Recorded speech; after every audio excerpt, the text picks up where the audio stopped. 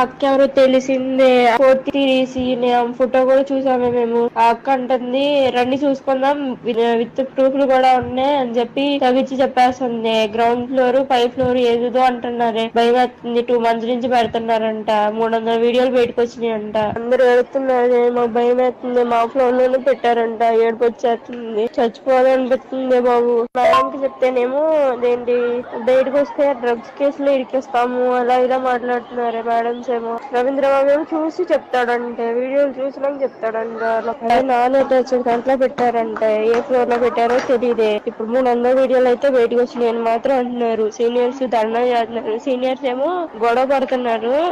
అది madam wardens ఏమో కర్రలు పట్టుకుని ఎమ్మడి పడుతున్నారే. కానీ సీనియర్స్ చాలా మంది ఏడుస్తున్నారే. 300 వీడియోలు 2 నెలల నుంచి జరుగుతుందంట.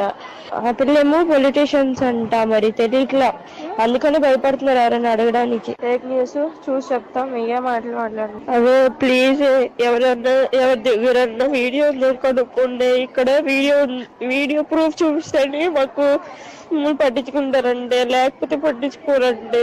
అసలు ఏడుపు వచ్చేస్తుంది. మా ఫ్లోర్ లో కెమెరా దొరికిందంటే వీడియో పెడితేనే మాకు ఏదన్నా చేస్తారంట, లేకపోతే ఏం చెయ్యారంట.